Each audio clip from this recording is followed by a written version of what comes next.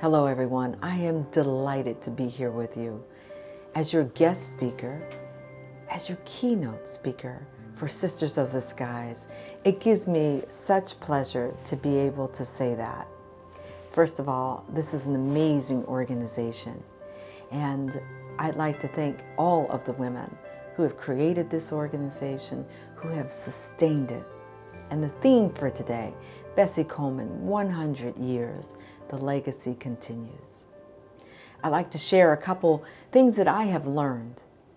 And I've learned them from the research I've done, following in the footsteps of Bessie Coleman. Let me start off by saying that Bessie Coleman has taught me that there are no limits, that there are no obstacles that I'm unable to climb. Let me start with some of the things that I learned about Bessie Coleman in my research. First, she was 11 years old when the Wright brothers made their first flight, December 17, 1903. She was born to a mother who was a slave. She picked cotton and she was a maid. All of these things are circumstances. They're obstacles. They're reasons to believe that you're not good enough, that you can't be, that you won't be. My husband has a saying with our children, and he says, whether you say that you can or you can't, you will. Those were obstacles. Take it from there that she then grows up and goes to college, and she's the first one in her family to go to college. She finishes the full semester and doesn't have the money to continue. Obstacle. She goes to Chicago. She's a single woman living by herself in a community where everyone else is either married or doing something else, but she's on her own. Obstacle. She makes it to go and literally find out where she can fly because she enlists the help of powerful men around her. And she makes her way to France. And embedded in that sentence is an amazing fact. And that is that she had to learn how to speak French in order to learn to fly in France. 2 years ahead of Amelia Earhart, Bessie Coleman learns to speak French, takes an ocean liner to France, and makes her way to the most famous flight school in France. She is an extraordinary example of how to defeat, how to shatter obstacles. I talked to you about Bessie Coleman's obstacles, and now I'll talk to you about my own personal obstacles. I went to flight school late. I was 36. People told me that I was too late, that I couldn't do it. People told me that as a woman, as a black woman, as someone who was on the outside, that I'd never make it. I turned that energy inside and made it work for me. There are many obstacles. What are yours? And what do you plan to do to get over them, to get through them, to make sure that they don't stop you? Along your journey, many of you have probably heard naysayers. People have told you, you can't do this, you're too old. That's what they said to me. People will tell you, you can't do it, you're a woman. People will tell you, you can't do it, you're a black woman. How in the world would you get that done? How in the world would you be an airline pilot? How in the world would you start an organization like Sisters of the Skies? How would you sustain yourself? I'm here to tell you that you can not only have it all, you can make every part of your life that you care about work. I often say that you can have it all.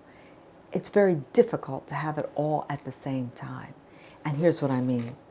If I were eating dinner, I wouldn't order and eat my appetizer and my dessert at the same time. I would pace myself. And often it takes years to accomplish a really big goal. And every great big goal is made up of many, many small steps. So here's one more thing that I'd like to share with you, that the research, the things that Bessie Coleman taught me, I feel like directly. She taught me that perseverance is something that is won by people who believe in purpose. Purpose. So many of you have heard me say that a dream is amazing, but a goal is a dream with a date on it. And I want to take you one more step. After you dream and have a goal, purpose is what's driven by those who believe in something that's bigger than themselves. My goal, our goal, is to send 100 Black women to flight school by the year 2035. My time with you is very short, so it's important that I leave you with something. And I'd like to read you a small passage from my book called A Pair of Wings. It took me 12 years to research this book. I would love for you to read it. 20% of every sale goes to getting Black women into flight school. It's so important that this organization has longevity, that this organization supports this vital work. So much so that I believe that there's an amazing honorarium, and that's going to go right back to the Jet Black Foundation to help young women get into flight school. I'm going to read you an excerpt from A Pair of Wings, a novel inspired by Bessie Coleman. I climbed up on the wing mount and waved to robust applause. I did my usual routine, loops, spins, turns, a figure eight, and a real low flyover. Then I used my platform in the sky to deliver a message. Taking a case of castor oil, I drizzled it over the hot manifold. Skywriting was difficult. Like writing on a mirror, you had to write backwards and upside down. But I had practiced this by walking out my message in the dirt before flying it. I had it straight now. Be brave, never crawl, fly.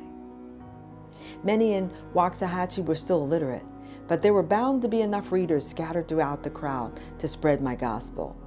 Thunderous applause erupted from the colored section as my message was slowly revealed. Then, my signature low flyover, I sprinkled Norma's scarves over the side. They floated through the air and people dove and howled, catching streamers right out of the air.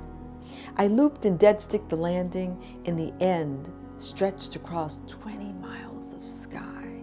My defiant phrase hung there just as I had pictured it. Every time one of those bigots looked up into the sky to gauge the weather before planting a single seed of cotton, I wanted them to remember me. And every time a child had to pick cotton in those same fields, I wanted that child to think about what they could someday become. Hometown girl leaves, makes good, returns, brought with it reunions, trials, and encounters of the familiar and the sublime. I struggled so hard to escape all that I feared and hated about this place, that I had returned running away into a way of life. I thought I was strong enough to face coming back, but the oppression, illiteracy, poverty, and hunger that my people still suffered in my birthplace was crushing. I found it hard to breathe the air that once was the only sustenance my lungs had known. I want to leave you with that.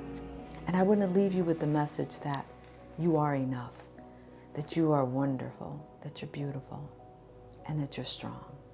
Every single naysayer, every single no leads me closer to a yes. Bessie Coleman taught me that, and I want to leave it with you. I want you to put something down. I want you to do me this one favor.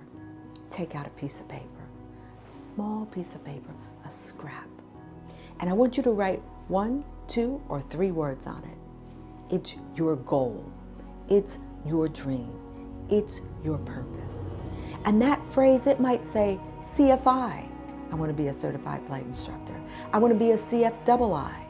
I want to teach instruments. I want to be a pilot. I want to be a captain. Southwest Airlines, United Airlines. And I want you to fold that piece of paper, and I want you to put it next to an important document, your driver's license, your pilot certificate, your medical, your passport. 5 years from today, I want you to take that piece of paper out, and I want you to see if you got there. Every single year, this day, year 2022, take it out and look at it. This day, 2023, unfold that scrap. This year, 2025, go be what you want it to be.